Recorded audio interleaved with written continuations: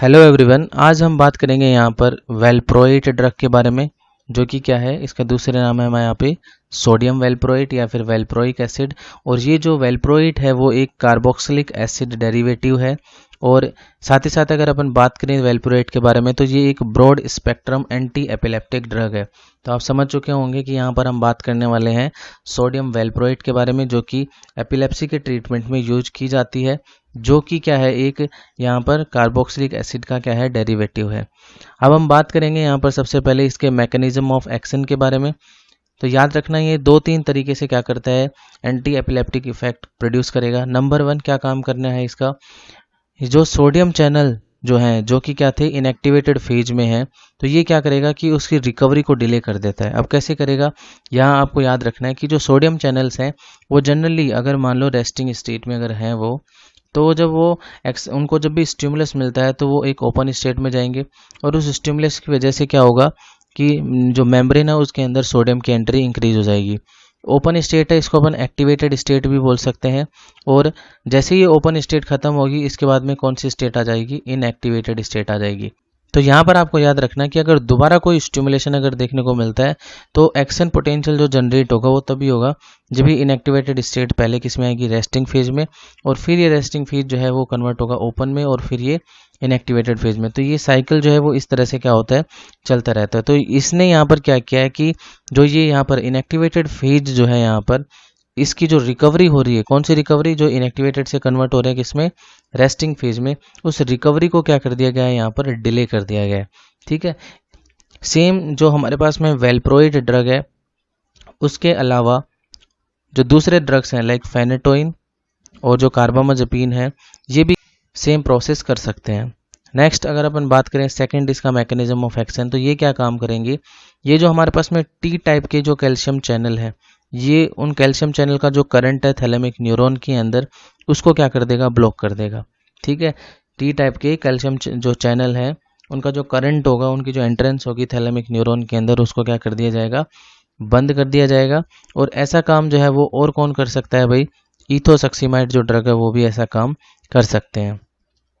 Third जो हमारे पास में मैकेनिज्म ऑफ एक्शन है इसका, वो है कि ये जो गाबा है, गामा एमिनो ब्यूटारिक एसिड, जो कि एक इनहिबिटरी न्यूरोट्रांसमीटर है, तो ब्रेन के अंदर इसकी एक्टिविटी को इंक्रीज कर दिया गया। तो इससे हमें क्या प्रॉफिट होगा, अभी हमने बोला कि भाई गाबा जो है वो क्या है, एक इनहिबिटरी न्यूरोट्रांसमीटर है। क्या है, इनहिबिटरी न्यूरोट्रांसमीटर। तो हमें करना क्या है, हमें इनहिबिटरी न्यूरोट्रांसमीटर ही चाहिए ताकि वापस क्या नहीं हो सके भाई, एक्साइटेशन जो है वो नहीं हो सके यहाँ पर, और सोडियम चैनल जो है वो ब्लॉक ही रहे यहाँ पे। तो गाबा की एक्टिविटी को बढ़ाने के लिए हम क्या कर सकते हैं, नंबर वन, हम गाबा का जो सिंथेसिस है, उस सिंथेसिस की रेट को क्या कर सकते हैं, इंक्रीज कर सकते हैं। कैसे करेंगे भाई इसकी सिंथेसिस की रेट को इंक्रीज, एक एंजाइम है जिसका नाम है GAD एंजाइम। ये जो GAD एंजाइम है, ये है glutamic acid D carboxylase enzyme. ये क्या काम करता है, ये जो है ये गाबा सिंथेसिस एंजाइम है, यानी कि ये गाबा की सिंथेसिस को क्या करता है, प्रमोट करता है या फिर उसके सिंथेसिस में हेल्प करता है। तो नंबर वन हो गया ये। दूसरा काम हम ये कर सकते हैं गाबा की एक्टिविटी को बढ़ाने के लिए, कि गाबा का जो डिग्रेडेशन होता है उस डिग्रेडेशन को क्या कर दिया जाए, कम कर दिया जाए। अब हमें पता है कि गाबा का डिग्रेडेशन जो है वो कौन करता है, गाबा टी एंजाइम, गाबा ट्रांस एमिनेज एंजाइम। तो अगर हम लोग गाबा टी एंजाइम को क्या कर दें, इनिबिट कर दें, तो हम लोग आसानी के साथ में गाबा के डिग्रेडेशन को क्या कर सकते हैं, रिड्यूस कर सकते हैं। ओके। तो ये था इसका मैकेनिज्म ऑफ एक्शन। अब हम बात करेंगे इसके फार्माकोकाइनेटिक के बारे में। तो याद रखना, जो वेलप्रोइक हमारे पास में जो ड्रग है, ये क्या काम करती है, इसका जो एब्जॉर्प्शन है वो हमें बहुत ही रैपिडली देखने को मिलेगा। और कहाँ से होता है भाई एब्जॉर्प्शन, GIT से। और कम्प्लीटली जो है इसका एब्जॉर्प्शन हमें देखने को मिलेगा। ये हाई प्लाज्मा प्रोटीन बाइंडिंग रखती है, अराउंड 90% जो है वो इसका प्लाज्मा प्रोटीन बाइंडिंग हमें देखने को मिलेगा। मेटाबॉलिज्म जो है वो इसका कहाँ होता है, लीवर के अंदर, और यूरिन के थ्रू क्या होती है, ये ड्रग एक्सक्रीट होती है। अब हम बात करेंगे कि इस ड्रग के एडवर्स इफेक्ट क्या है। तो बहुत सिंपल वे में आप याद रख सकते हो एक ट्रिक से। ट्रिक इस ड्रग के नाम से ही है, वेलप्रोइट, VALPROATE, वेलप्रोइट। तो सबसे पहले बात करते हैं अपन यहाँ से V से। V फॉर आपको याद रखना है यहाँ पर क्या, वॉमिटिंग।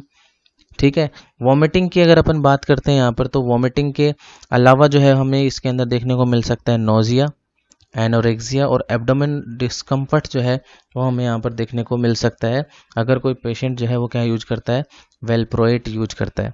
ठीक है। वॉमिटिंग के अलावा A4 आपको यहाँ पर याद रखना है, एलोपेशिया। एलोपेशिया में क्या होता है भाई, हेयर लॉस होता है और साथ ही साथ में इसमें जो हेयर है उनके अंदर कर्लिंग भी हमें यहाँ पर देखने को मिल सकती है, हेयर जो है वो कर्ल हो जाएंगे। तो VA और L4 आपको यहाँ पर याद रखना है कि L से लीवर। लीवर के अंदर हमें क्या देखने को मिलेगा, फ्लूमिनेंट हेपेटाइटिस हमें देखने को मिलेगा। ये जो कंडीशन है वो रेयर है बट ये एक सीरियस कंडीशन है। अगर ये ऐसा होता है साइड इफेक्ट के तौर पे तो ये एक सीरियस कंडीशन होगी। इसलिए जो वेलप्रोइट ड्रग है ये कॉन्ट्रा इंडिकेटेड रहेगी बच्चों के अंदर। हम लोग चिल्ड्रन जो हैं उनको ये ड्रग नहीं देंगे। बिलो 3 ईयर ऑफ एज, 3 साल से कम उम्र के जो बच्चे हैं उनको ये ड्रग नहीं दी जा सकती। ठीक है।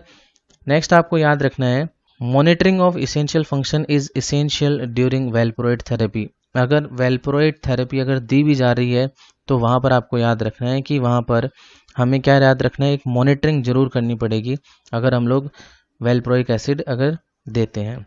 नेक्स्ट अपन बात करेंगे एल के बाद P, VALP। P4 आपको याद रखना है यहाँ पर पैंक्रेटाइटिस, जो कि अक्यूट टाइप का है और ये रेयरली होता है। ठीक है। P के बाद आपको याद रखना है यहाँ पर R फॉर रैसेज, तो स्किन में हमें यहाँ पर रैसेज देखने को मिलेंगे। ठीक है। और O से आपको यहाँ पर याद रखना है ओरोफेशियल एंड डिजिटल एबनॉर्मेलिटी हमें यहाँ पर देखने को मिल सकती है। और मैं आपको बता दूं कि जो ओरोफेशियल और जो डिजिटल एबनॉर्मेलिटी है वो एक टेरेटोजेनिक इफेक्ट है यहाँ पर। तो जो वेलप्रोइट है वो एक टेरेटोजेनिक इफेक्ट शो करता है यहाँ पर, और इसके दौरान क्या होगा, जो न्यूरल ट्यूब है उसमें हमें डिफेक्ट देखने को मिल सकते हैं। साथ ही साथ में स्पाइनल बाइफिडा के जो इंसिडेंस है वो भी क्या हो जाएंगे, इंक्रीज हो जाएंगे। इसलिए हम बोलेंगे कि जो हमारे पास में वेलप्रोइट है ये कॉन्ट्रा इंडिकेटेड रहेगा ड्यूरिंग प्रेगनेंसी। प्रेगनेंसी के दौरान हम लोग वेलप्रोइट नहीं देंगे, अदरवाइज हमें न्यूरल ट्यूब से रिलेटेड डिफेक्ट देखने को मिल सकते हैं और स्पाइना बाइफिडा जो है इसके होने के चांसेस भी बढ़ सकते हैं।